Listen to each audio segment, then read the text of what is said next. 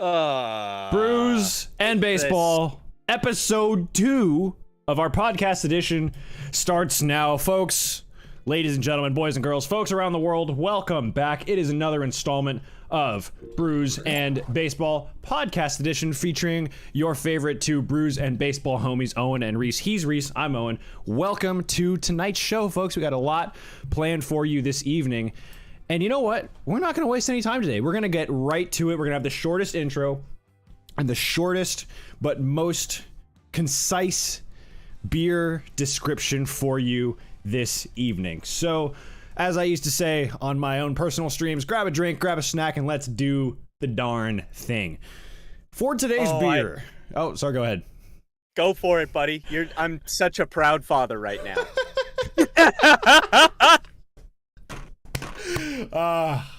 Look, I'm glad I can make someone proud.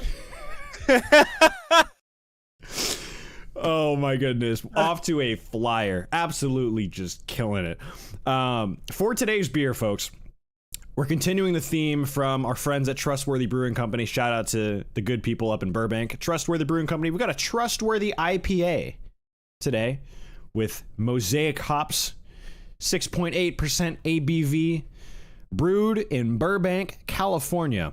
And of course, we have to share with you all the lovely bits on the can for those who are not able to listen and join us on the live stream. But like your best friend, Trustworthy IPA is something you can always count on. Always. Generously hopped with Simcoe and Mosaic. This beer pours pale straw in color with a blast of tropical fruit on the nose. We've got balanced flavor. We've got tropical. We've got drinkable. We've got 6.8% ABV, which I said already, but I'll say it again. 6.8% ABV.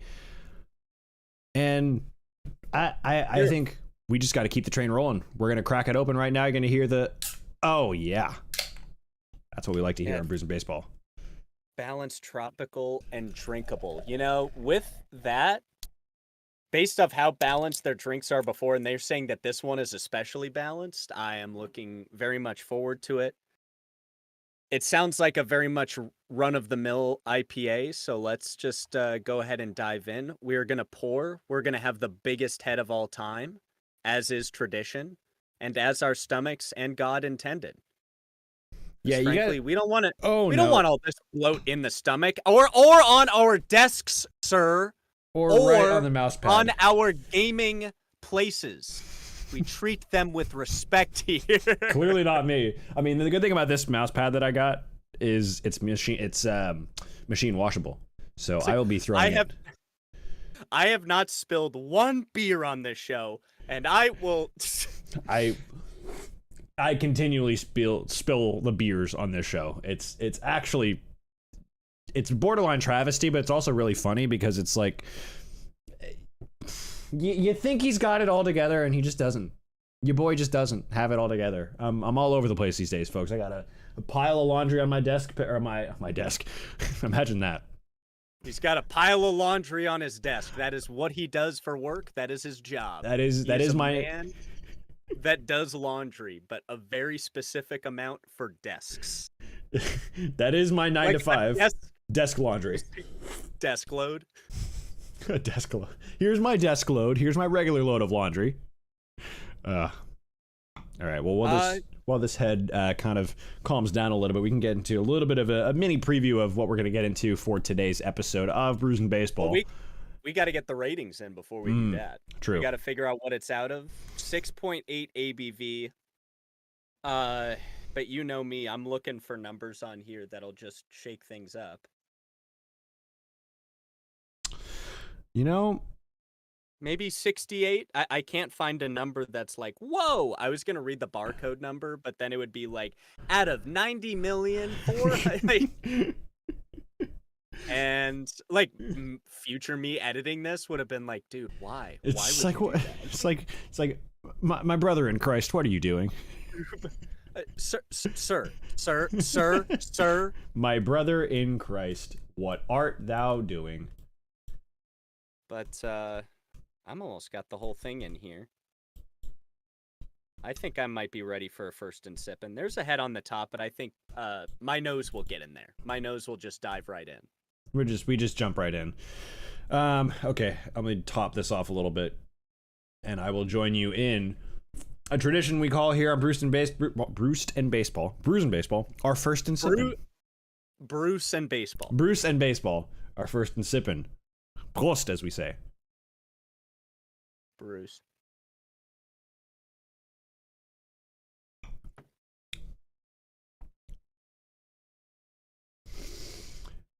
Yeah. They don't lie.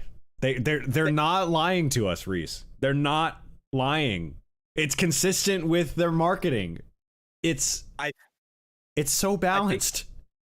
I think it's funny though, because they say that this is the most balanced one. On the first and sippin' that I had, it had a little bit more bitterness of the IPA. Not nearly as close to the horror show of bitterness that can be coffee, dark porter stout sometimes. Right. It's a great IPA. Yeah. It's thoroughly enjoy this. It's trustworthy. Trustworthy. No, but in all I'm seriousness, saying, if any of them are watching right now, just hit us up. If you give us some money for commercials, we will do them. I will film them wherever you want me to. I will take a trip down to Mexico. I will do it. I'll do it because it would be fun. But we got you. We got you covered. Oh my goodness. Yeah. No, I look, I didn't know exactly what to expect when we picked our first beer up from the brewery the other day. And I mean the other day as in like 2 weeks ago. But man, the other day those other beers were retcons. They were retcons in. But man, I'm telling you, when we cracked open the first couple last Wednesday, I was thinking, yeah, these guys know what they're doing. And then based on what we had last night, and again this morning, and again today, this was filmed this morning live. This was approximately 7 hours ago. No, but these are fantastic beers. Really, really big fan of Trustworthy Brewing Company. They have proven to be trustworthy in their marketing. It's all consistent with what they're saying. The taste is good. The ABV, I know, is in Reese territory for the IPA specifically. Really, you just love to see it. Yeah, it's definitely good stuff. What would you rate it at a 68? Mosaic hops. It says it right underneath Trustworthy IPA. Haven't heard of Mosaic, hops before. And I would say let's do it out of 68 Mosaic hops. Out of 68 Mosaic hops. Off the bat, I'm gonna say 57 out of 68 Mosaic hops. It's a really, really good score off the bat. It could get better. The door remains open for some improvement on that front.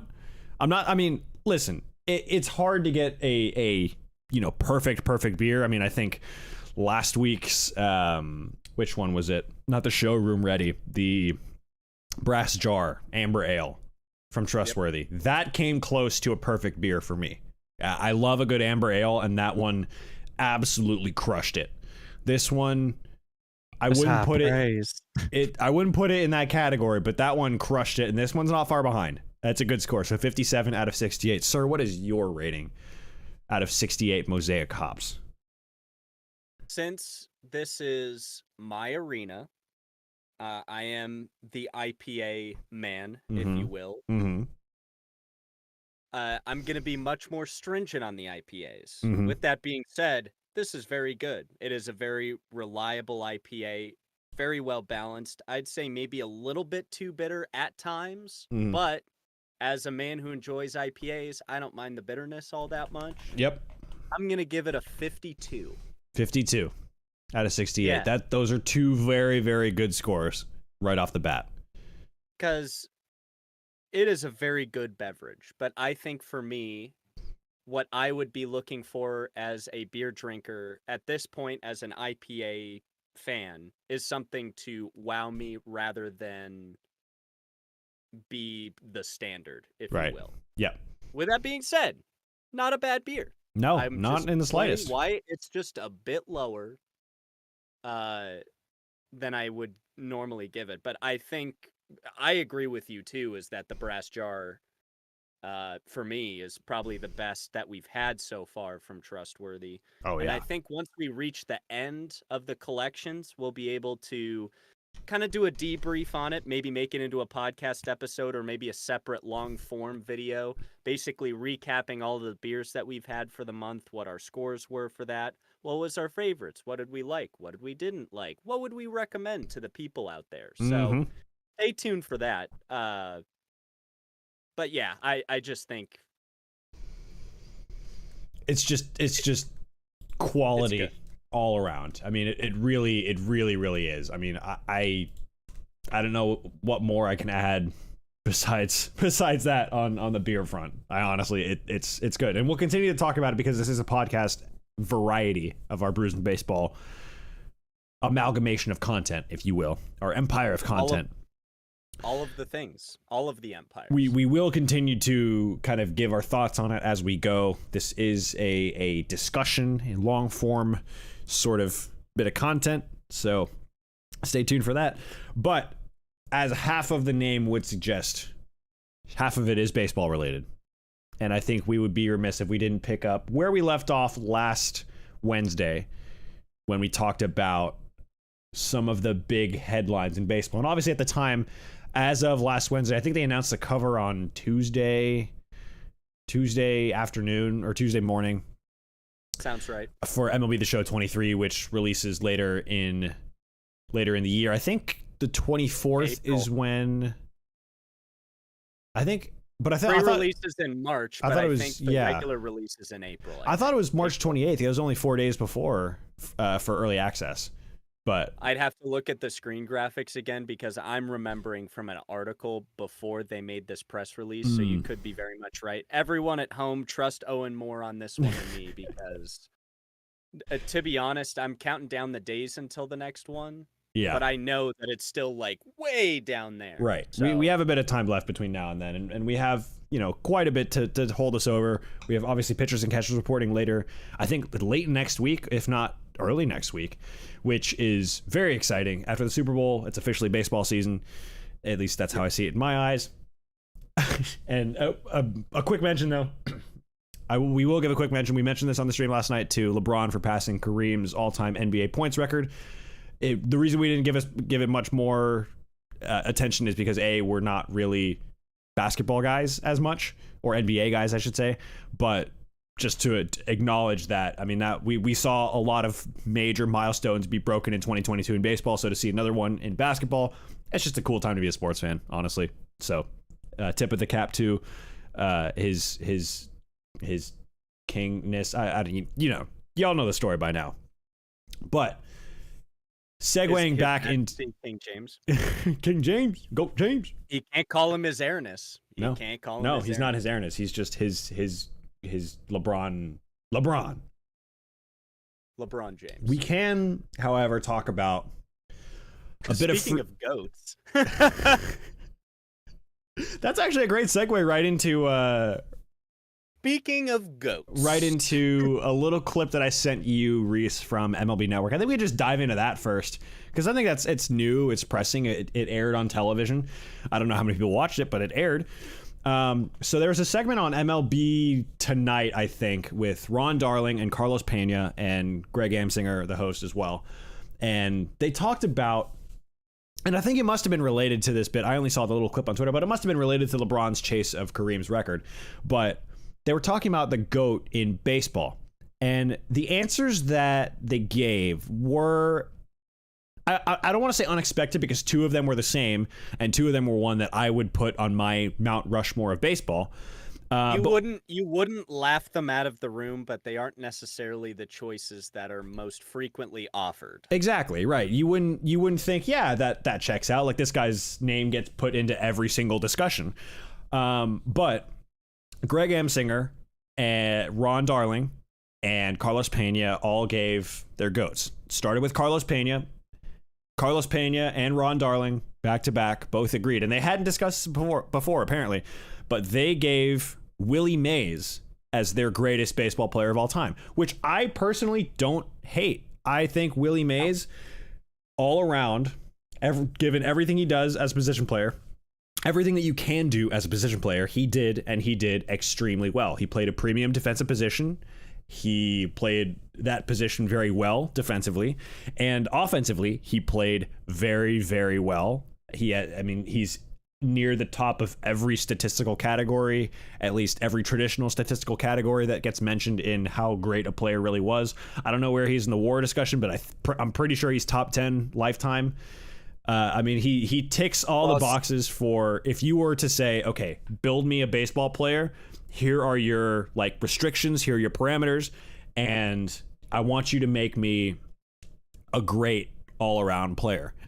I think Willie Mays looks like that kind of, he's kind of that mold. I mean, there's no flaw in his career, really. There's no one thing you point at and say, well, he wasn't great at this or that. He was kind of good at everything and really, really good at certain things, but really good at pretty much everything. Didn't pitch. And there is the reason that you can't get into a GOAT discussion in baseball all that frequently, because there's two distinct. I mean, in the NFL, it's kind of true too, because it's like you talk about great players in football history. They're usually going to be quarterbacks because you're not going to have a safety be mentioned as the greatest football player of all time, or a linebacker, for example.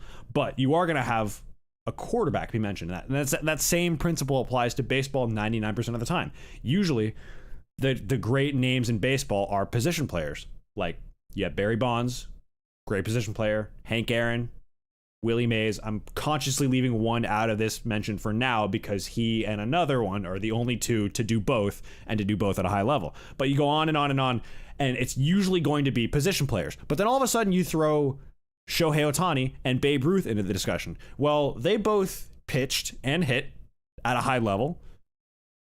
And so does that mean they're better than players who hit really well at a high level or pitched really well at a high level? I mean, it's open for interpretation, really. That's what this discussion becomes. So I have a couple of tabs on deck for you. I'm looking at the all-time career WAR list. That's wins above replacement for those of you playing the home non-statistical game. Babe Ruth is at the top of the list, 183.1. And I want to mention this specifically, too, because I'm going to look something else up. He has over 10,000 plate appearances and over 1,200 innings pitched. Now I'm curious. I'm going to look up to see what Shohei's numbers are right now. Because, Babe Ruth didn't pitch his whole career, maybe a few years. See how that tanks up. But the rest of the WAR. Walter Johnson in second. He has a 164.9. Cy Young, 163.6. And then you have Big Boy Barry, who is the first modern player, or what I would constitute to be a modern player, at 162.8. So that's 20 points lower than Babe Ruth. I will say that. That is significant, but I want to look up Shohei's numbers while we're at it. There's also a guy on here named Kid Nichols, who I'm pretty sure was just a pitcher in the dead ball era. So let me take a look here at the old Shohei Ohtani baseball graphics, or baseball reference, I should say. And this is what you're looking at is basically, it's baseball reference, right? Like all-time baseball reference. Okay. So I want to see if Fangraphs has anything on this. Over 4 years, Ohtani has pitched 350 innings. Mm-hmm. Still a bit to go to prove himself, but look, there's so many other things that constitute the greatest of all time and on that. But if we're looking just stats-wise, And I'm also just sad looking at his age. He is a month younger than me, or 2 months younger than me. Yeah. And that just makes me sad. Yeah. So there is that. I will put that on the table, but I think you know my thoughts about the greatest of all time. It's just a meaningless conversations. Other than maybe the people that were actually involved, like the players, if they want to recognize themselves, I get that portion of it. Right. But the incessant debates of trying to figure out who is the absolute greatest, the one guy out of all of the sport, out of all times, through the amount of changes that the game has gone through, going to 162 games, allowing black people to play baseball. Yeah. All these sorts of things come into play. It's just absolutely impossible to think of just one. Everybody has their argument as to who it is. And not only that, what people believe constitute as the greatest of all time is in the eye of the beholder. Yep. People will favor pitchers. Some people will favor hitters. Some people will favor the two-way. Some people will prefer the old school dead ball era approach. They might take an Ichiro over a Barry Bonds. Yep. Ichiro's never mentioned in those conversations. Nope, he's not. Broke dead ball era records. Nobody talks about him. Same thing kind of like in basketball, Larry Bird. Bill Russell. Bill Russell won over 10 championships. He can't fit the number of championships he won on all of his fingers. That's how many he won. Like it so that's a funny note you bring up, because that's every time someone in the LeBron or Jordan discussion, I think correct me if I'm wrong, I think you and I are both Jordan on this one. But A, it's close, and B, the rings argument never holds up because it's a team game, and how a team does in the postseason, in the playoffs, is not directly correlated to what that individual's greatness means. Now, there's different interpretations for how one person can kind of take over a game in basketball, and you know, the talking heads in sports media will say, well, like, oh, LeBron didn't really take over games like Jordan did. Well, it's like Bill Russell won 11 rings. Like LeBron has 4. You're Jordan telling me has 6. You're telling me to my face that Bill Russell didn't take over the games when he did? No, I'm not saying that he didn't. I'm saying that No. Right. No, what I'm saying is I have seen videos of that man take the ball in his own backcourt off of a rebound, dribble it the whole way through, jump over a white guy so where his legs split over his head and dunk it. This had to have been 1950 whatever. Yeah. Right. So there's that argument, I think, gets mostly applied to the LeBron or Jordan discussion. But it's a very flawed argument in which player's the greatest. And it goes down to the eras in which they play. LeBron is playing in an era where the officiating has changed so much, and maybe he's had something to do with that.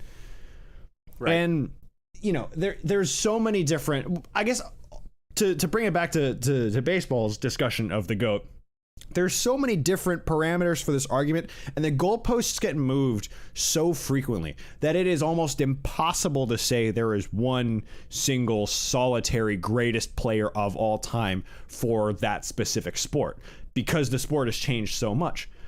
I would say, and this is just my personal belief on this, there's only one sport in which you can say there's like, this guy's the greatest ever, like full stop.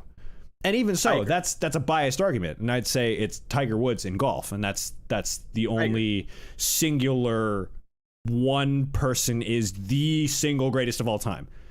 But in every other sport, there's so many eras in which the game, I mean, even in Jack Nicklaus's day, the game was different from what it is now. Like, he never had to hit Scottie Pippen running down the court at 185 yards. You know what I mean? Mm-hmm. He did that all himself, and I agree wholeheartedly with that. That is a definite singular achievement. Yeah. That you can definitely base. Oh, yeah, he's definitely the greatest with all of the accomplishments that he's had, the things that he's done, the shots that he's made.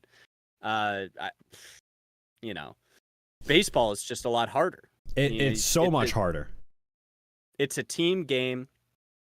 And also, there's so many other things besides how good the players are in general. We touched briefly about, black people didn't get to play until 1947. I guess it's not true. There's, sometime in the dead ball era before the 1900s, before the gentleman's agreement took effect, essentially blacklisting them from the league. Right. And like, that's a whole chunk of people right there that could have been the greatest of all time. We talked yesterday. Satchel Paige, at the age of 59, suits up for the Kansas City Athletics, throws 3 shutout innings against the Red Sox, and he was, 59? That's just... As a gimmick too, not even like for real, as a gimmick to sell tickets.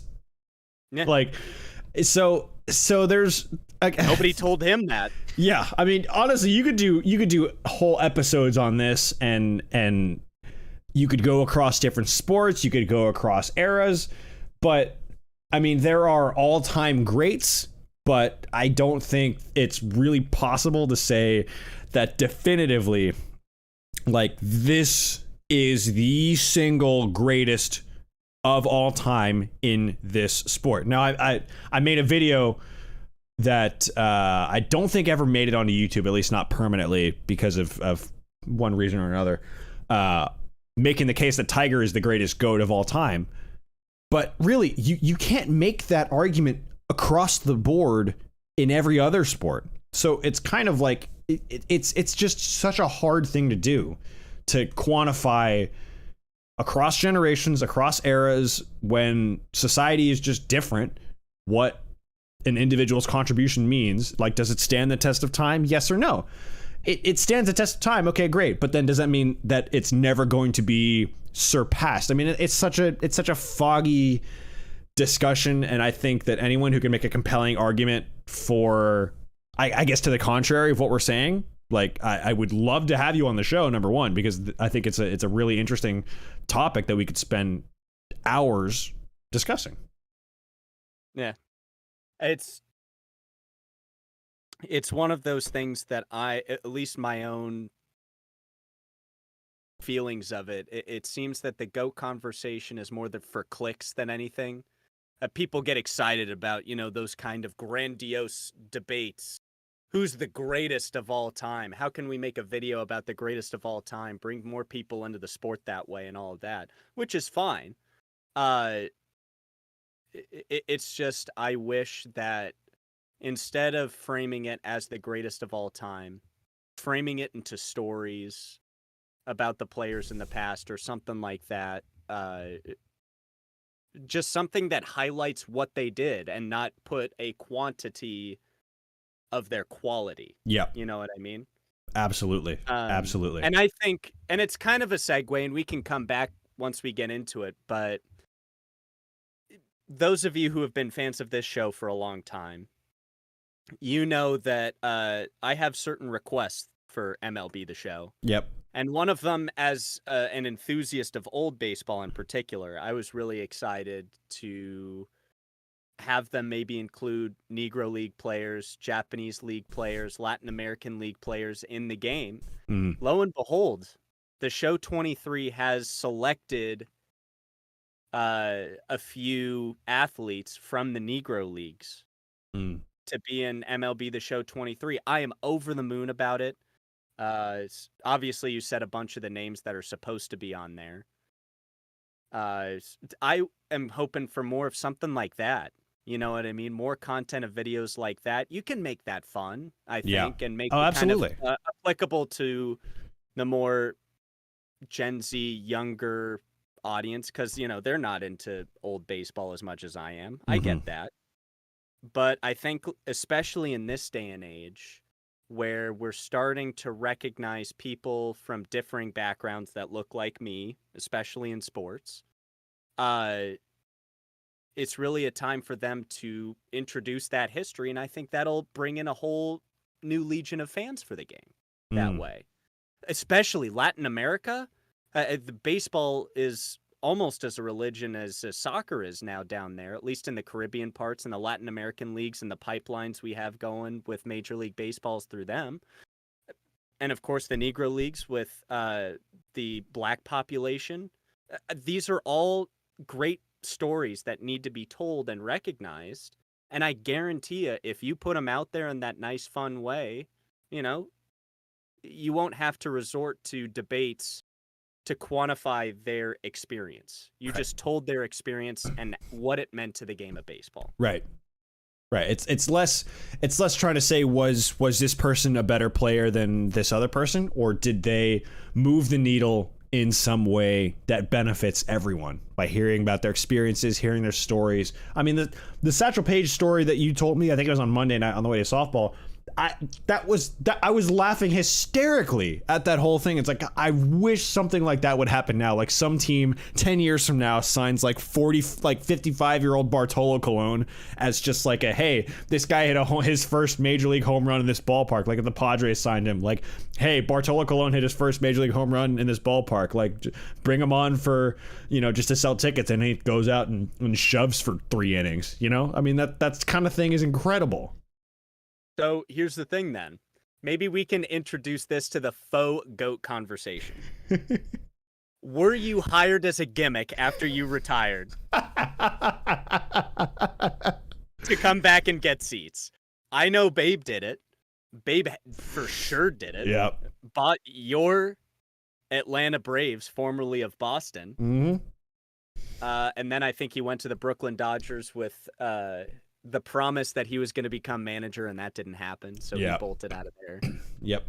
Satchel Paige has done it. And especially back in the old days, they had this thing instead of spring training. They did have spring training, but they also had organized games between the Negro Leagues, Latin American leagues. Barnstorming is what they called it. Right. So, I mean, all those guys, Lou Gehrig, DiMaggio, all of them back then were barnstorming all over the country, kind of gimmicky stuff like that. So yeah, I think let's bring him back. Let's bring back Clemens. See if he can still throw some gas. Yeah, I'm trying to remember. I think Clemens is he did go the back. highest rated modern WAR pitcher. I'm gonna check it. Yeah, That's I'll see what Fangraphs says. Leaders. Combined WAR leaderboards. That's what we want from Fangraphs. Not single season. Is it possible to get all time? I guess not. Roger Clemens, 138.7. He is 3rd of all time for pitchers in WAR. Yeah, it's pretty good. Yeah, I'd say so. Career you have pitching WAR. This is on F. You have your fellow Brave, Mr. Greg Maddux, at number 8 with 104.8. Yeah. Fangraphs has Clemens at 133, still number 1. Cy Young at number 2, 131. Walter Johnson, 117. Greg Maddux is 4th on F WAR. So here's a case I wanted to make on WAR too. There's different calculations for WAR for different, like Baseball Reference has their own calculation, Fangraphs has their own calculation. And I'm sure every major league front office has their own internal method for assessing wins above replacement. So again, that's one of those things that it's supposed to be an objective metric, but at the same time, it's pretty thoroughly subjective based on who's applying the baseline calculation. Because if you look at the WAR calculation, it's at its core, right? At its core, you need RBIs, fielding runs above average, positional adjustment, league adjustment, base running runs added or lost due to grounding and double plays, and runs per win. It's like those are only some metrics that tell a bigger story. And this is coming from someone who works in analytics. You have hundreds of different ways of assessing some things value, right? And if 9 of those 10 metrics are telling you one thing, but the one that you weigh to be much more indicative of success, more correlative, tells you a different story than 9 of those 10, then you tend to look at that with a little more scrutiny, or look at the other 9 with more scrutiny. So then it becomes a question of, okay, what do you then Do you make an arbitrary choice to value something else more? And this is, again, without... Welcome to the meaninglessness of the GOAT debates. Again, it's like you were talking about, Reese. It's exactly like you were talking about. There's no one way to do things. There's so many different ways to apply baseline understandings of what makes this person great. At the end of the day, though, and I love your take on this, it's going back to the word of mouth. It's going back to the storytelling component of it. It's going back to what was this guy like as a person? What did he do for the game as a person? Did he happen to be really, really good at baseball? Sure. But he happened to also have this hilarious story about him. I mean, yeah, you have stories of Ted Williams hitting a ball 500 something feet at Fenway into that one red seat, which people say is impossible. Like, people say like Aaron Judge and Giancarlo Stanton couldn't reach that if they were left-handed or something. Oh, like Big Papi couldn't reach that. You know, it's stuff like that, stuff that gets told by word of mouth and carries over from generation to generation.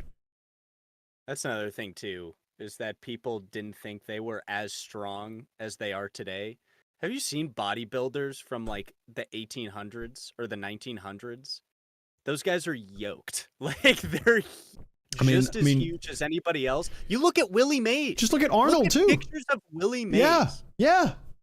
Willie Mays was ridiculously athletic. And he was just... But anyways, all of this is to and the reason I brought up that bit is because I think the GOAT discussion gets thrown around a little too frequently. It's a little too casually. Yeah, because I mean, all time. You think of how old like the human existence is, not even counting the existence of planet Earth, but how old human existence is. It's ancient. Well, we're just talking about baseball. We're not talking about, biblical. Jesus threw a sick heater. What do you? Jesus clearly threw a sick heater. Had a nasty Uncle Charlie as well, a nasty 12-6. It's like, and that's how we get a copyright strike. But you can't use Jesus. That's a brand owned by the church. But you get the point. Yeah, no, totally. And you can still make your GOAT content. Just know that it's an endless debate with nothing. I will say this, though. Yeah. To your point as to who they were as a person, I wouldn't say who they were as a person. I want to say more towards their impact on the game. And that does include personal elements of it. Yeah. But the reason I don't want to say who they were as a person, because there are several people in the Hall of Fame that were elected because they were buddies of the people on the Veterans Committee. Yeah. And they had no business being there. That's true as well. That's true. That's another thing is the Hall of Fame. Like, if it is solely to honor players, elect whoever you want. If the players get to vote on it or whoever, that kind of stuff. But it's there's some people in the Hall of Fame that I'm still very confused about. Yeah, and I think I would say, like, Tim Raines gave me some pause. I'm not gonna lie to you, Scott Rowland did a little bit too. I'm not saying that they aren't Hall of Fame worthy. Yeah, but some pause, right? Some pause has to be some deliberation. Yeah. Well, I love Scott Rowland. When he was with the Cardinals, my brother loved Pujols to death, but I love Scott Rowland because he was a great defensive player. Yeah.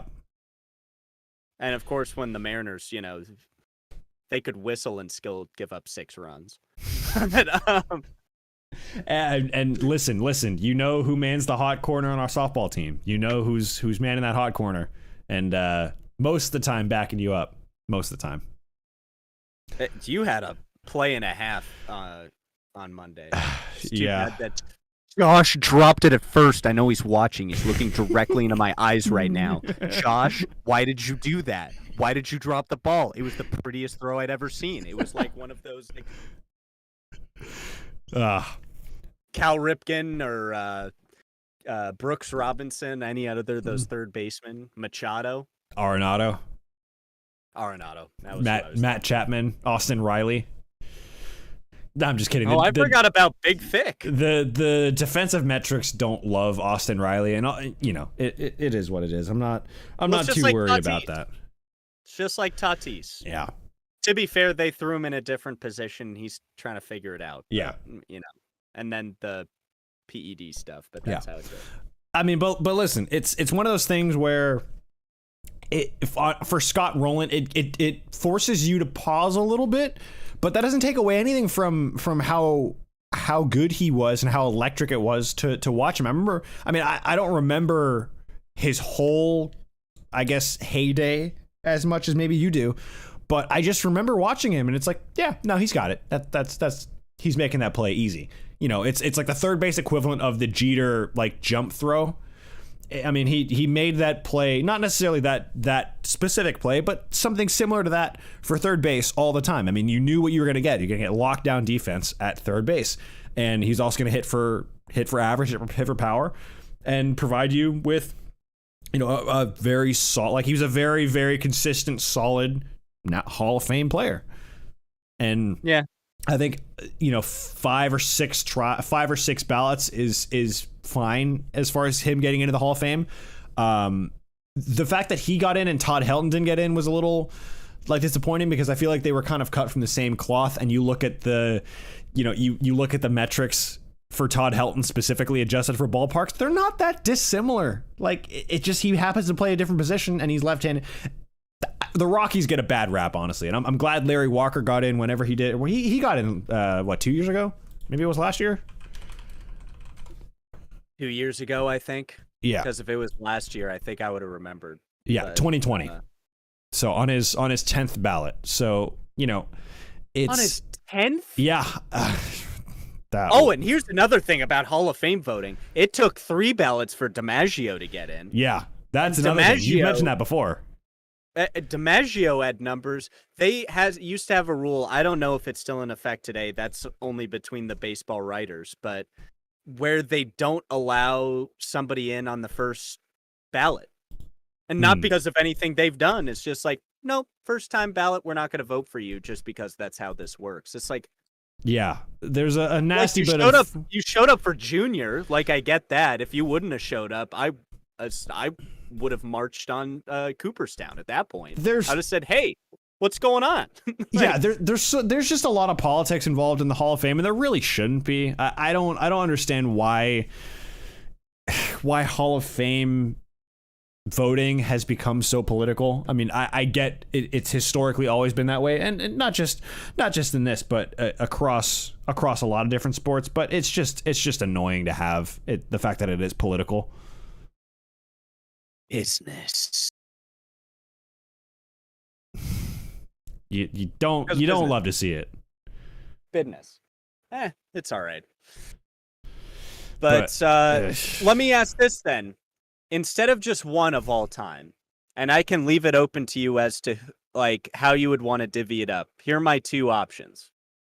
You can either pick your favorite pitcher and favorite hitter of all time, or your goats, as twere, or your Mount Rushmore of goats across all of the boards. I love the Mount Rushmore players.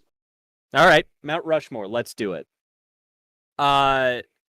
Let's do one player off and off, and if just one, I can't take them. Oh, yeah. Okay. So it's a Mount Rushmore. Make it a little interesting. Yeah, a Mount Rushmore draft. Okay, you want to go first, or you want me to go first? I will go first. Okay. Babe Ruth. All right. That's his, and I have to explain. You have to explain a little bit why, I think, too, because I understand there's a lot of arguments against him. First of all, he played before 1947, before black people were allowed to play. That's a huge thing. Won 162 games, traveled by train, no night games, all of that kind of stuff. Yep. I get it. But the dude changed the game. Yep. Changed it. Yep. From the slap John McGraw type of strategy, move everybody along one base at a time to ding dongs all day long. Mm-hmm. Not to mention that was a very good pitcher, and not only a very good pitcher, but a very good postseason pitcher. Yeah.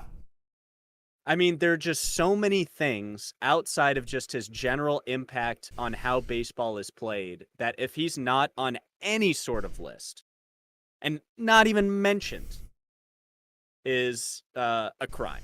Yeah. Punishable by the law. Yeah.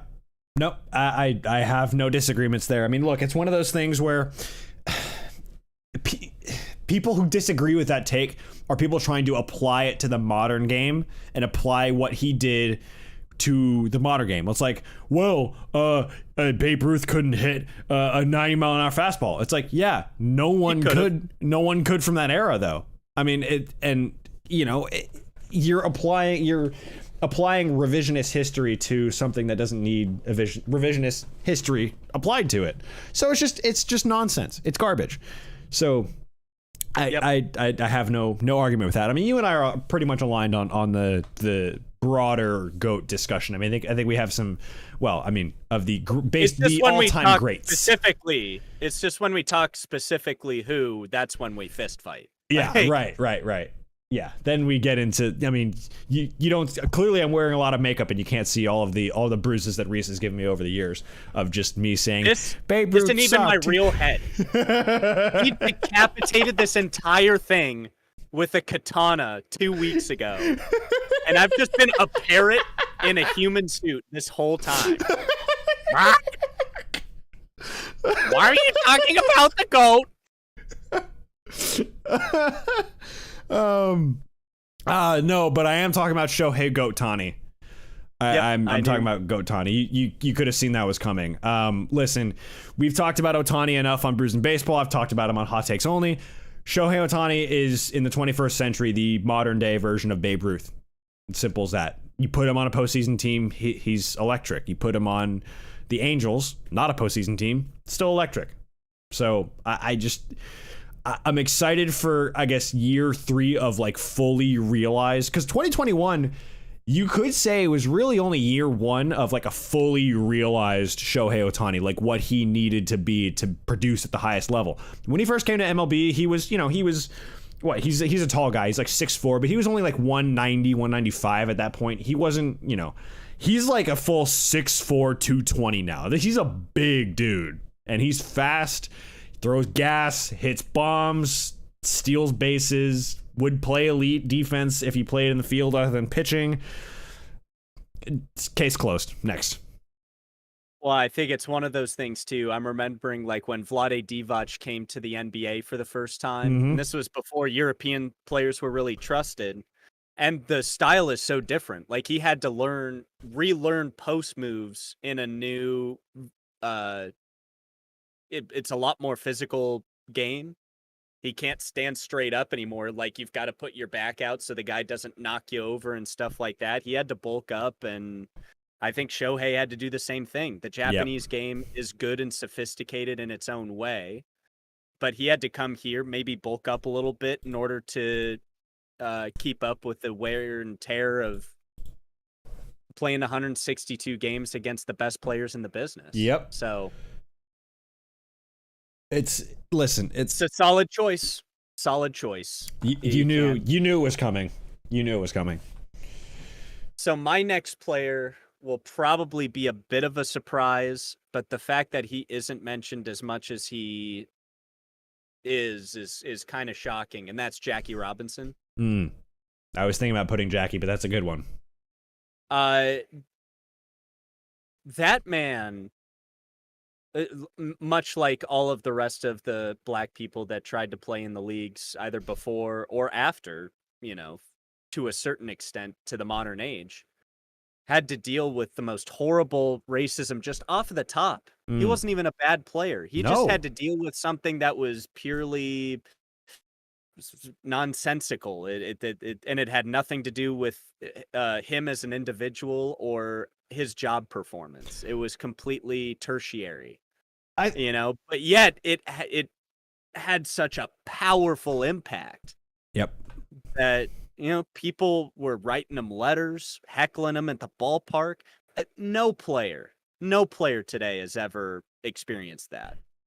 I mean, not at I mean, players have experienced it, just not at that magnitude. Like, as in, they're not the only. He was the only player. No, I mean, yeah. I mean, players experience all kinds of abuse. I mean, obviously, it's through social media, and I'm sure some. I mean, guys have talked about it being in Boston, but as far as being the only one in the league who's targeted, I mean, maybe because he was given that opportunity, but he was the only one facing that sort of level. Guys around the league still have to deal with this in cities all across the country. I mean, that's just the reality of being black in America. You still have to deal with it. That doesn't go away just because we had Jackie Robinson in the 40s. I mean, it hasn't gone away entirely, and we've got to do so much better, but it hasn't really changed at all in the last 70 years. I mean, as far as being written into law, perhaps, but you could make arguments that it still is. But point being, Jackie had to face it. I think what you're saying is Jackie had to face it on a level that at that point in time wasn't commonplace. It was commonplace for him because he was the one black player in baseball. There you go. Thank you for putting it in ways that won't get me canceled. Well, because I know what you're trying to say, but it came off as he's there's a line that's like he's the only one dealing with it. And it's like, well, players today still deal with it, but just not on that magnitude in that sort of concentrated way. Well, he's not dealing with it. He's dead. And he has been for quite a while, yes. But no, my point of it is that he had to take it all by himself. Yes, that's that. Nobody, yeah, right. No other player in history had to take it all himself. Nobody. Because he was the guy, and exactly. He was like, if he failed, that was it. Yeah, that's what I'm trying to say. Yeah, no, and exactly, and no other player in history has ever had that kind of weight put upon their shoulders. Yeah. I don't think. I think I'm with you on that because, and you think about like President Obama, for example. There's only one first black president, so he's the first and last first black president. But technically, he's mixed race. And there's that can of worms, apparently. I guess we're getting into this can of worms on the show. No, but you're right. I get what you're saying. No, Ricardo, we're not going to cancel Rice because we know what he's getting at. And you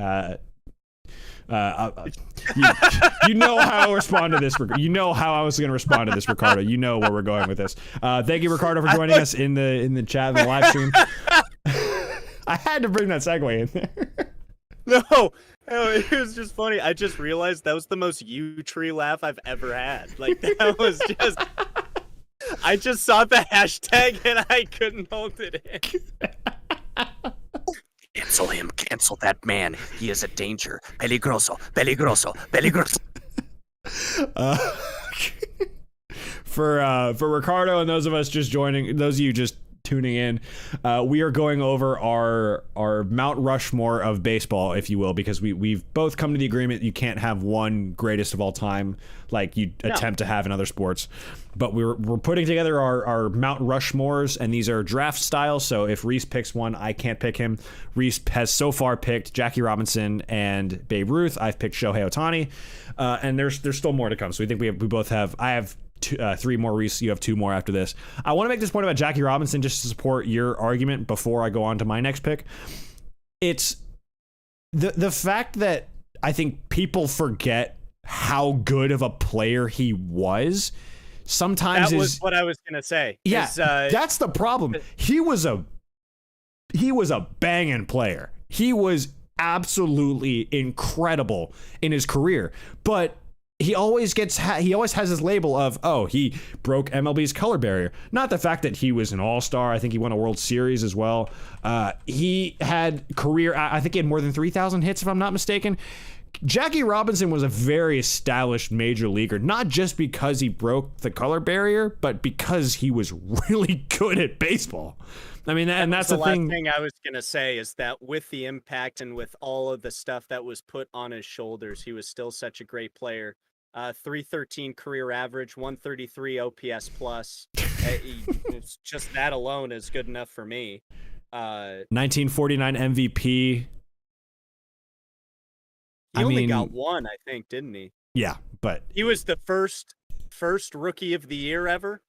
I mean, he was above everything else. Like, the thing that I think we ideally should remember in tandem with him breaking the color barrier was just the fact that he was a great baseball player. He was so good. And the fact that, you know, obviously it's a big, what he represents for the game is a big deal. And a lot of players would not have the opportunity, certainly not at the time that they got it, but they wouldn't have had the opportunities without Jackie Robinson. But I think people forget, again, he was a really good player on top of all of that carrying that huge burden. And yet he still produced on a yearly basis throughout his career. And that's you can't pay anyone more of a compliment than having to have that sort of emotional weight on you while having to basically do his day job. Right. Here's what I found. No, Siri, we don't want that. Here is what I found. But yeah, so I think we're both in agreement on Jackie Robinson. Totally. Yeah. My next pick is, again, none of a surprise. It's Barry Bonds. Yep. I mean, listen, you for a Braves fan, growing up a Braves fan, and hearing how deeply ingrained guys like Hank Aaron are to the Atlanta, the Braves franchise, what he means to this. To hear all of that is one thing. To live there is another. To experience it. But if you're talking about just pure greatness on the baseball field, pure greatness, like, I am going to be better than all of you at everything, except for pitching, of course, then Barry Bonds is your guy. And I get it ruffles a lot of feathers. Baseball Doesn't Exist, who's a popular YouTube channel. Baseball Doesn't Exist did a video on Barry Bonds recently, and it was a really... I didn't know a lot of the stories about Barry Bonds. They make sense. I didn't know of them firsthand, but it was a lot of kind of getting into Barry Bonds as he is as a person, and is a very checkered relationship with the broader baseball media and baseball fandom. But at the end of the day, Barry Bonds holds so many statistical records and just represents a level of greatness in baseball that is matched or surpassed by very, very few. And I think that is, you can't understate that in any way. Yeah, totally. So that's my second pick. I mean, it's tough because of obviously what he represents for baseball in the 90s and 2000s with the steroid scandals and perjury, and Barry Bonds being himself a notoriously difficult person to deal with. I mean, you can't dispute the numbers. And listen, we've talked about steroids on Brews and Baseball. We've talked about it on other podcasts. We've had you and I, Reese, have had this discussion offline ourselves. If you want to go and comb through the 1990s and 2000s for players who were doing steroids, that list is a lot longer than I think people really realize. Even longer than the Mitchell Report, who names, I can't remember how many guys are in the Mitchell Report, but it's in the hundreds, I'm pretty sure. If you know, it was a widespread practice to use steroids. So listen, if pitchers are going to do it, why can't hitters do it at the same time? I still have Barry's gold baseball cards in a binder. See, Jazz, they bring up a valuable point. Jeff and Jazz Ricardo brings up a valuable point. It is a party in here. Oh, by the way, we're past the hour mark, so I definitely did a second pour in. Oh, and yeah. I didn't tell you this. I was literally just thinking about doing the second one. So for those of y'all in the chat, we're doing another Trustworthy Brewing Company beer, Trustworthy IPA, Mosaic hops, 6.8% ABV. It is an IPA. It is delicious. This is our second. Oh, I hope the audio picked that up, because that is satisfying. It did. At least I heard it. Good. Even with my fan on and all that kind of stuff, so I don't sweat. You had your your second pick. I think I have my third one on Your deck. your And third pick's up. I keep surprising myself because it's really, dude, Jazz, you are going to be so excited for something that I'm probably going to be cooking up here recently. Because I haven't even told Owen yet, but I had an idea while we were streaming just now. And we'll fill you in about it later because I want to ask him about it before I say, yeah, we're going to do it. I mean, you have most of the creative direction on this show. But the IPA ASMR, you're not too far off, buddy. Oh, we must discuss. We are talking about baseball and left field, and no one will be safe. We will discuss this later. As usual, presenting 100% authentic French accents. This is exactly and absolutely nothing else in the way of substance. Nothing else. Nothing else. My third goat is going to surprise you, I think. Okay. Who do you got? I'm going to put in Satchel Paige. Satchel Paige. Yeah. Listen, I don't hate it. Just based on the story you told me on Monday alone of a 59-year-old Satchel Paige shutting out major league hitters for 3 innings at 59 years old. What? Yeah. 59. So incredible. Obviously he never played in the major leagues because racism. Yeah. But the amount of stories that's been told about him, I get that a lot of people is like, well, how do you know if they're true? It's like, well, people have seemed to back them up. Especially if you interview a lot of the white players that would play against him back in the barnstorming days. I think there's a great story where Leo DeRocher, who could never hit anyway, just didn't see any of the balls Satchel Paige threw him. Like, didn't even see him. It just didn't occur. I think it's something like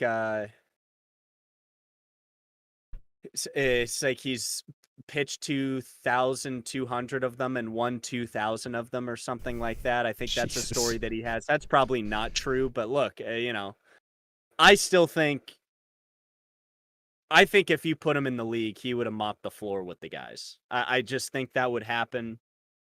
And like I said, the story of him when he actually got to the leagues, when he first played in the league, I believe it was for the Cleveland Indians, now the Guardians, but back then the Indians.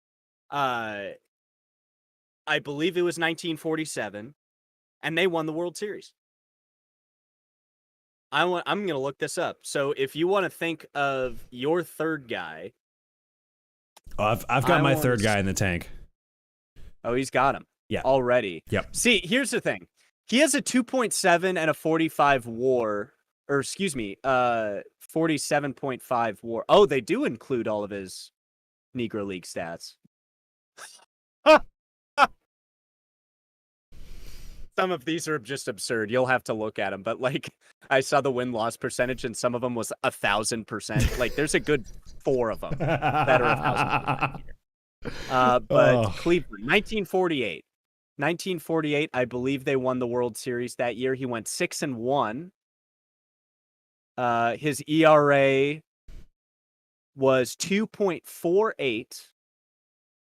And so what did I say? That was 1948? 47, I think. He was 42 years old. Ah, good. 42 years old, just throwing gas. 42 years old. Oh wait, games started. I mean, that's 21, 7-5. Yeah, it's pretty good. And then of course innings pitched, 72, not bad. Got 2 home runs that year. 2 home runs, 60 hits, 21 runs. Part of the pitchers who absolutely dropped. Oh, that might be his pitching stats. So let's yeah. I was about to say it's like pitchers who drop absolute diesel. Rest in peace to pitchers who hit. They just don't hit anymore because of the universal DH. Which honestly, I'm happy about it. But that's a conversation for another time as we get closer to baseball season. His batting was not good. Yeah. But yeah, look, it's I know it's kind of outside of the thing. I would like to equate this to Ron Darling and Cruz's picks with Willie Mays. It's a person that wouldn't get you laughed out of the room, but I think most people wouldn't say he is the GOAT. I would say him or Walter Johnson, but I just still think Satchel Paige is just absurd. And I think Walter Johnson even said that Paige threw faster than him, so who knows? Yeah. Who knows? Yeah. I mean, I'm going to give an honorable mention. I'm sorry, I'll give it back to you because Walter Johnson, who's probably the best recorded pitcher in Major League Baseball. Yeah, something like that. Him or Cy Young maybe, but Cy Young I don't give as much credit because a lot of that was 1800s. Right. But that man had 110 shutouts. Nobody's coming close to that. And another thing too was he had the numbers that he had while playing for the Washington Senators and even playing with the Washington Senators, who have never won a World Series. Never. Not when they have moved to... Oh, I guess the Twins have won a World Series, so that iteration has. But the next one, that is now the Texas Rangers, never has. They have not. So, and he won one in 27, or I think it wasn't 27. That was Murderer's Row. 28, maybe. Yeah, towards the end of his career. I think he was like 38 when he did that too. Yeah. Was kind of the main thing I'm talking about that. So honorable mention. I still say Satchel Paige, sir. I hand it over back to you. Willie Mays. I mean, it was already mentioned. And look, Willie Mays. You look at his baseball reference page. You'd be hard pressed to find a more well-rounded player in baseball. And I'm talking like the prototypical 5-tool player. Like in you could try to equate this across all different sports, but the guy was an elite power hitter. He hit for average. He played Gold Glove center field. He was an MVP. He's a World Series champion, I'm pretty sure. Yeah, 1954 World Series, 12 Gold Gloves, batting title. It is like no one is making the case for Willie Mays consistently. I mean, obviously this clip that I shared with Reese from MLB Network, obviously that was two of the guys picked Willie Mays, but he's not one that gets put in the same sentence usually as Aaron, Bonds, Ruth. I think Mickey Mantle gets thrown in there occasionally, but not as frequently just because of longevity reasons. And I'll tell you why with Mickey Mantle too. I think there's even baseball players, and Mickey himself feels this way. He has a rare disease that's carried through his lineage. I don't want to quote it specifically because I don't know who it is, but basically the matter of it is a lot of the male members of his family died young. So I think a couple of his brothers died pretty early. His dad died pretty early while he was playing. And so him and, of course, going with Whitey Ford and Billy Martin didn't help all that much. But he went out drinking and carousing, all that kind of stuff. And he says to this day that he wished he would have taken care of himself more. Casey Stengel, the big manager of the Yankees back then, when he picked his all-time team, even though Mickey Mantle was his boy, didn't pick him. Yeah. Because he didn't live up to the expectations that people had for him, and I think that Mickey had for himself. Yeah. And so I think that alone keeps him from the GOAT conversation. Right. And also just the injuries, you couldn't get past those. Even putting up the numbers that he did with the injuries that he had. Yeah. They think, and I think I've told you this, is that he played his entire career with 2 non-functioning ACLs and MCLs. Yeah. 2, both legs. Yep. So it's like, if your parts don't work, yeah, you kind of need knees to play at the major league level, any position. Yeah. But to put a bow on this, as I was saying, Mays doesn't get thrown in that conversation as much, but for me, as someone who, I guess, who sees the game and really admires how hard it is to play center field and play it well and play it for a long time.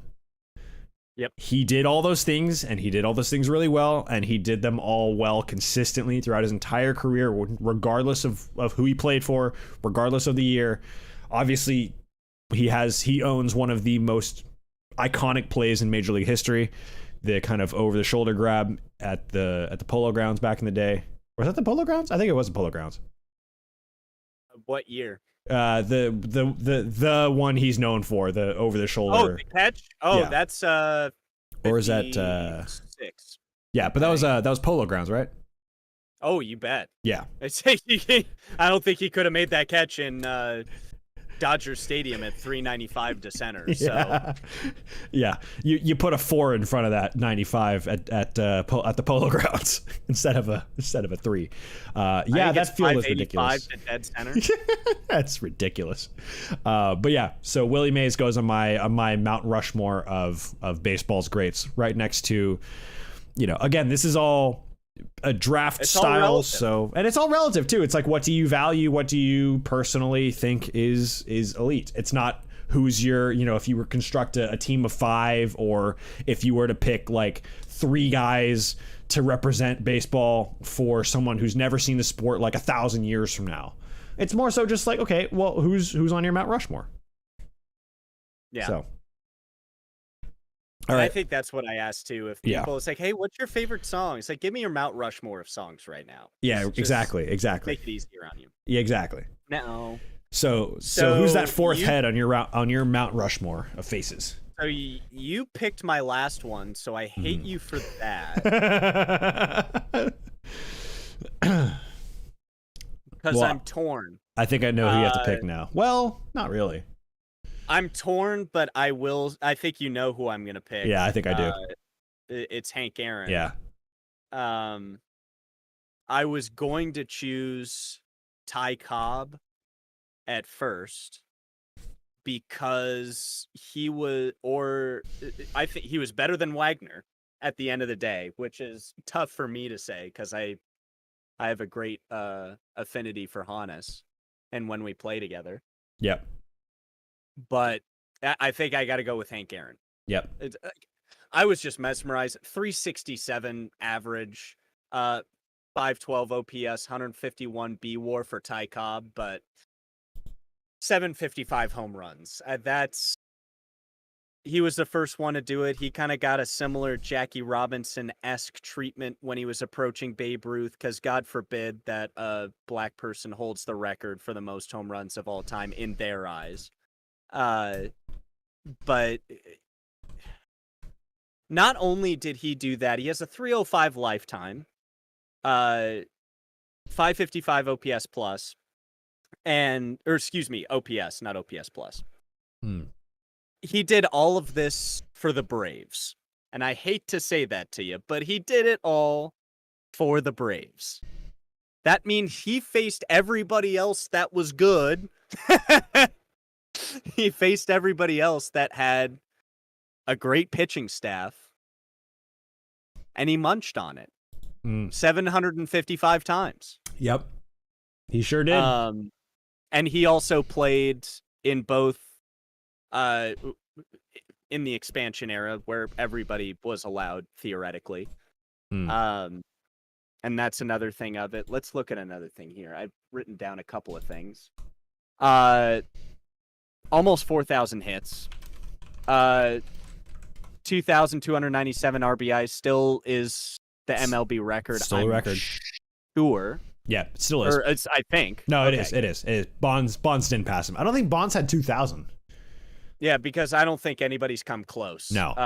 But I just couldn't remember off the top of my head. Also, he played for a long time. I think that's big for me too. Yep. Because Babe Ruth, he played 22 years, but I think he could have gone longer, especially back in the day. Jackie Robinson, if he was just dealt horrible cards. Yeah. Like, he was given 4 jokers and say, okay, now I want aces. You know, Yep. It's like, well, you gave me the cards. What do you want? You know? Exactly. So, yeah. I think that's going to round it out Yeah. So you've got But with that said, I mean, there's so many other people that I desperately want to mention. Like Ricky Henderson reinvented the stolen base. there you go. That was one of mine. I'd give him honorable mention to as well. Ichiro is another big one for me because he resurrected the sort of dead ball era approach, broke George Sisler's record. That's a dead ball era record where all you could hit was like singles, maybe, you know? Yep. Those are a couple of mentions. Then Barry Bonds, obviously, in his OPS, the amount of walks. It's actually 18,065 or 1,865 hits at home, 1,865 hits away. Yeah. They're too many people. Cy Young, there's an award named after him. Cap Anson, he basically helped build the league back in the old days. So so many honorable, like you can see even with a Mount Rushmore, it's so hard to quantify a greatest of all. Like you just can't do it. It's so hard to put that together because there's so many different arguments for what greatness looks like in the game of baseball. Because at its core, there's two things. There's pitching and there's hitting. Okay, well, there's defense. Okay, well, there's stolen bases. Okay, well, there's pitching and hitting, which is a new one. Oh, there's hitting and stolen bases. Oh, there's hitting for average, hitting for power. Oh, there's having speed, hitting for average, hitting for power, playing a there's so many different ways to quantify greatness. And then there's like within pitching itself, there's starting, there's relieving, there's long relief, there's postseason relief, there's postseason starting, there's postseason, like it's actually insane the number of people you could put in a conversation for greatest of, and then full stop, whatever's after that doesn't really matter. So yeah, it's just actually laughable. And then one of the most sacred offensive awards has only been done, I think, in the modern era a handful of times. But most recently, the last one was 10, 11 years ago with Miguel Cabrera winning the Triple Crown. I mean, we almost had one in 2022, but Aaron Judge was pipped by Luis Arias, who we'll talk about in a future episode when we break down kind of the free agency / off-season moves, because boy, we've had some changes this year, and we'll get into those in due time, because I think that they deserve their own episode, their own little breakdown. But and you brought up a great point, because I mean, one of the categories we didn't even touch, two of them was relief pitching, number one, but also it's that's just my own personal thing towards it. Like Dennis Eckersley winning the Cy Young, that's just what? Didn't Eric Gagne win a Cy Young? Yeah, and and Edwin Diaz with 52 saves doesn't, you know what I mean? Yeah. Like, I think it was just a bias back in the 80s with relief pitch, but that's beside the point. The main point I wanted to make was we completely ignored defensive metrics. Yeah. I think if you were, with the exception of Bonds, maybe, and maybe Jackie Robinson, I don't know much about Jackie Robinson's defense, but they weren't known for their defense. And I would say if you're talking about the GOATs of defense, like the first names I can think of, Brooks Robinson, Ozzie Smith, Pudge. Pudge was an amazing catcher, and I think in the modern age, the closest that I can think of as a best defensive catcher is Molina. Yachty, yeah. Yachty's the only one that jumps out defensively. And that's not to say there aren't great Alomar, Roberto Alomar. Right. Like it's just Yastrzemski, Keith Hernandez, your boy Keith Hernandez. Keith has said some questionable things about teams that went substantially farther in the postseason than the Mets in 2022, but we won't get to that in this episode, will we? I think you still have one more player left. I do, yes. Okay. So before I give this player, I'll give some honorable mentions to quite a few players. Obviously, we've spent this whole segment which really been the bulk of the whole episode, the whole GOAT discussion. We've talked about what greatness means. We've talked about longevity. I want to give Ted Williams a shout for this. Mickey Mantle. We talked about Mickey pretty extensively. I won't get into that again. But Ted Williams, one of the greatest hitters of all time, has at least one season where he hit above 400, which is unheard of. Tony Gwynn. So he has, at the age of 40. Yeah, by the way, in his 40s, hit above 400, which was absolutely bizarre. The late great Tony Gwynn, who he lost a few years ago. Tony Gwynn, as just a pure hitting. Ken Griffey Jr. I would give a shout as well. The fact that I didn't mention him as a Seattleite, the next time I go there, just make sure I'm okay. Like, if my body doesn't come up in 2 days, if it doesn't float up in Puget Sound, just let me know. But this is the thing though. Like, there are so many great players in the history of baseball that you can't really go wrong with certain answers. I mean, obviously there's some that are quote unquote more right than others, but even so, it's all subjective too. It's all how you see the game. And even if you have what you would consider to be an unpopular pick, it's not a bad answer. That just happens to be how you value something. And again, it's like we said a little while ago, the beauty is in the eye of the beholder. Yeah, I think you summed it up absolutely perfect. I think what I would prefer is that we mentioned this early in the program. I would have preferred if we were to release more programs like this, that we would instead tell the stories of the players themselves, what impacts they made to the game, the impacts they made to the fans, that sort of thing. Because I think what they're trying to do is generate some sort of excitement. And the biggest, how to raise the stakes completely up, is to say, who's the greatest of all time? Rather than talking about maybe the stories that would tug at the heartstrings a little bit, that would inspire people a little bit. I mean, there's a guy named Eddie Goodell, who was a short person that played in the Major League Baseball. There was a guy during World War II, when everybody was out fighting, who played with one arm. And he played well. He had an over 300 average. Like, I know, sure, he's not facing the greatest pitchers of all time, but with one arm, you could, huh? Yeah, exactly. You know I mean, exactly. So it's not easy. It's not doable by anybody. Put it that way. And while we invoke our wishes for everybody, I think, wow, this just came to me, man. I think it's coming to the point where, if they're not going to do it, and that's fine. It's not our business what they do.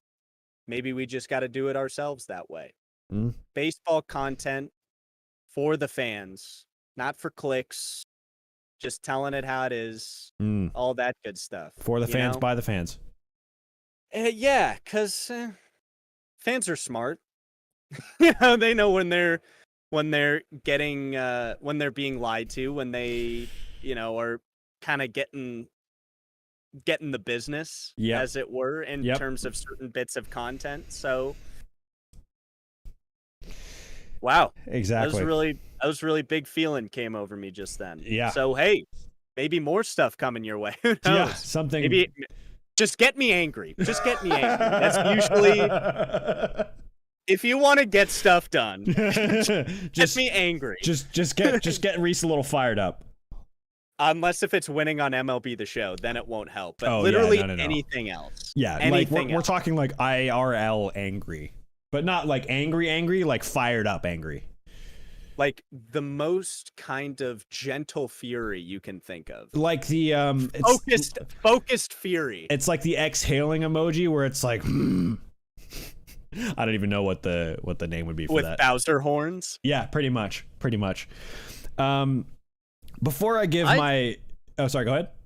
No, you got it. I was just gonna say I was gonna get my fourth and final pick on my Mount Rushmore of the great baseball players. We gotta do that. So that's what I was. I haven't talked about this individual a whole lot lately because another individual has more or less not taken his place, but really emerged in that discussion. Because he does two things really, really well. But there is still one player on his team who does quite a few things very, very, very well. And this take potentially could look pretty bad in a few years if a worrying trend continues to play out. And that's Mike Trout. If Mike Trout continues to have the sort of injury problems that he has had so far in his career, as he gets older, then this take could age really poorly. That said, he is 31 years old, is Mike Trout. And he's also stuck in the hellscape known as Anaheim. Plays for the Los Angeles Angels of Anaheim. Sorry, Christy. Mike Trout has a B WAR of 82 and an F WAR of 82. Usually there is some differentiation between those two numbers because Baseball Reference and Fangraphs have their own ways of calculating WAR. It's identical for Mike Trout. I mean, it's 0.3 lower on Fangraphs, but that's to be expected. Fangraphs has a notoriously stringent metric for WAR. But Mike Trout is 31 years old. He has an OPS plus in his career of 176. He is 75% better in his career. You say, give me what was OPS which plus? stat is it? OPS plus 176. And how much? 176. He is 76% better than major league average in his career. I thought you said 35% better at first, and I was like, wait, no. 70. He is 76% better. That's roughly what that metric is saying. A park adjusted too, so it's adjusted for the fact that he plays in Anaheim. He had in 2022, by all accounts, by his own standards, a down year. Here's what that down year looks like for Mike Trout. A B WAR of 6.3, an F WAR of 6 even, with a 283 average, 40 home runs, 178 OPS plus, a 999 OPS, with just one stolen base to his credit, but a weighted runs created plus of 176. So it's higher than his career. His OPS plus is higher than his career, but his OPS is lower than his career. So really, I mean, by all accounts, we thought Mike Trout had a down year in 2022. Guess how many games Mike Trout played in 2022 when he hit 40 home runs? Oh, without looking at that tab of Baseball Reference, I'm going to have to say, no. How many games did he play in 22? 119. That's a he lot. He played 119 games, but he hit 40 home runs. I was gonna say I thought he played something like 88 or something like that, but but he still missed a pretty significant chunk of time in the season, and still. Oh, I know he missed a chunk with the BS back situation. That he still hit 40 home runs. And then you look at by season what his career has been. His lowest OPS plus in his career for any single season was the COVID-19, not including 2011 when he only played in 40 games. The virus of undetermined origin. The China. Don't give away the buzzwords. China. In 2020, his OPS was the lowest of his career in only 53 games. We're not going to count 2011 because that was when he first broke in. He was still technically a rookie and probably bouncing back and forth between AAA and the majors. But 2020, 167 OPS plus. He has only had one other season with an OPS plus lower than 170. Yeah. It's absurd. I mean, the number, the amount of bolded figures on his Baseball Reference page, just on the standard metrics alone, the number of bolded, which means like, yeah, he had a great year. 3 MVPs to his credit already. At the age of 31, 82 WAR already. That I think ranks in that. I think it's top 10 all time. I can't I'm not sure if it's what the all-time WAR is in baseball, at least on B WAR. All-time B WAR, yeah. He's 60th on the all-time B WAR on all-time B WAR. What an all-time F WAR is probably in a pretty similar realm. Let me give you a little ditty about his adjusted OPS plus. Are you ready for this? Yeah. So Mike Trout is 7th all time in highest OPS plus. And this is adjusted across all ballparks. I want to say Babe Ruth is 206, over 10,000 plate appearances, and that's just absurd. Yeah. But and also he was 22 years old during that season. Yeah. So he's 7th of all time, followed by just 1 point ahead of him, my boy Turkey Stearns with 177 OPS plus over 4,291 plate appearances. So Mike Trout already has 2,000 more than this guy Turkey Stearns. Oh, this must be a Negro League player, I think, because they incorporate this data into Baseball Reference now. Yeah, so Turkey Stearns, Negro Leaguer. Oh my God, he played a lot of years. 1923, 1940. Played for the Kansas City Monarchs and led the league in a bunch of the stuff towards the end. Yep. He had a 390 batting average in 1929. All right, so yeah, you could play good. Yeah. And so he was 1 ahead of Mike Trout, and then Mike Trout is 1 ahead of Rogers Hornsby. Rogers. Also, I just wanted to mention this name. Mule Suttles has a 172 OPS plus. Mule Suttles. Also a fun fact and a GOAT that is funny not to mention, but just kind of a somewhat honorable mention. Shoeless Joe. Shoeless Joe. Chicago Black Sox. Man, baseball stats are complicated, and I'm just not going to mess with them anymore. So I'm going to click out of those things. Those were 4 solid Mount Rushmores. Yeah, I think it's kind of funny now that we've done our picks. It's like, now I'm not as mad at the other people because that both when 2 choose Willie Mays, I'm like, all right, wait a minute, what's going on here? What's going on here? What's going on here? Remember that was an idea we had for something back in the day? Well, that was probably mostly induced by COVID. Going crazy at home. But honestly, it wasn't a horrible idea. Maybe something we'll incorporate in the future with Brews and Baseball. But, if the people want it, we shall deliver. But I will say,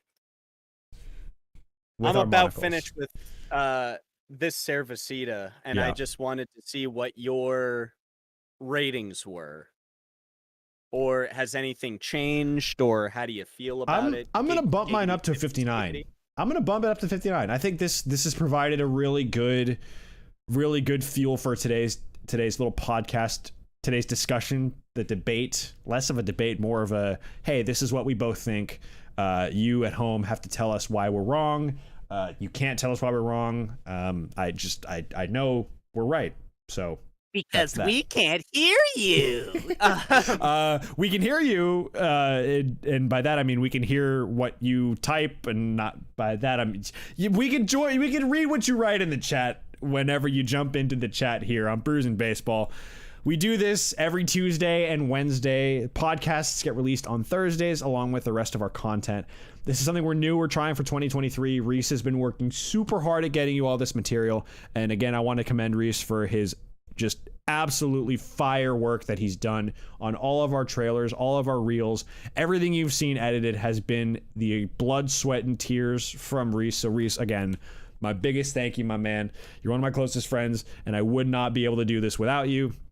This is your work. This is your work coming to fruition. So thank you. If you're listening to this on Spotify, many, many thanks. You can catch this on anchor.fm/Brews and Baseball. Or Brews and Baseball Official. I have to double check what the link is itself. But if you search Brews and Baseball on Spotify, you'll be able to find it. All the links and whatnot are all on our social pages. If you're joining us on the live stream, again, thank you so much for coming out and supporting us. Every Tuesday and Wednesday at 7 p.m. Pacific time, we're going to have something different for you. Brews and Baseball, maybe a different beer, different brewery, etc., etc., etc. etc. Well, sir, you know what's great about these podcast episodes is that I think, especially when people are starting out on this, they might get a little scared that they don't have enough to talk about. But dog, these 2 hours have gone by like, I mean, we didn't prepare this. We just walked in. It's like, oh, we just saw this thing. I hated it. Let's figure it out. It was just like, I think I'm just so over it. We've beaten this to death, but I'm just so over the GOAT conversation. I'm just so over. Well, here's the funny thing though. Like with regards to your response to that clip I sent you. So I sent Reese the clip from MLB Network because I saw it on Twitter, and it was Ron Darling, Carlos Pena, and Greg Ansinger talking Pena, about. Sorry, not Cruz. Pena. Sorry. Yeah. Carlos Pena. Yeah, Carlos Pena, Greg Amsinger, and Ron Darling talking about who their GOATs were. Darling and Pena put Willie Mays, which put the idea in my head, and then Amsinger put Ohtani, who made it onto my Mount Rushmore as well. So I sent it to Reese, and he did not respond as favorably as maybe I thought, but it creates discussion, and I think it's one that needs to be had, especially in baseball where there's so many people like how many guys got honorable mentions throughout the course of the episode? Like at least 10. And I could go down the list. I know that I'll skew more towards the older players just because that's what I'm interested in. But look, to quantify the GOAT is impossible, and cut it out already. Exactly. And mine could be. And this goes for all sports, all team sports. I like, if you want to draft your all-time team, you bet. I'm all there for that. If you want to draft, and that goes for basketball, hockey, football, whatever. Yep. Football will be tough, but unless if you're like a real big fan of the game and know like the right long snapping tackle.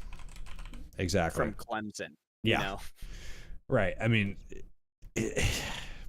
anyways, it's just one of those things that's tough to quantify, but we talk about it nonetheless, even if we don't necessarily love the conversation or the whole fact that there is a widespread discussion in the first place.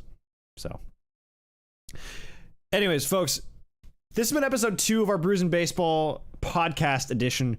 Again, these are recorded every Wednesday, released for you. If you're listening to this on Spotify, thank you. You know where to find us, Brews and Baseball podcast on Spotify, anchor.fm/Brews and Baseball. It's all one word. And that's where to find us every Thursday morning, 7 a.m. These podcasts go up from our streams on Wednesday nights. Thursday is our kind of big content drop day, so the live stream from Tuesday, live stream from Wednesday, and the podcast on Thursday all gets blasted out at the same time, so you have your content for the weekend. We'll see you again on Tuesday for our next installment, episode 55 of Brews and Baseball. Reese, what is your rating? Before we go, what is your rating for this beer? Any changes in your initial number? I think I had a 52 before. Mm-hmm. I didn't get that.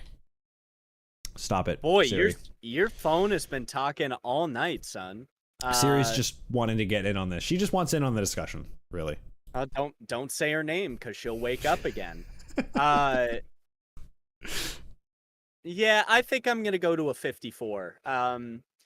It's a very good beer, and it's a very great IPA. I think this is one of those, especially like in softball, if we're drinking at the bar, this is one that I'll for sure have a couple of. Yeah.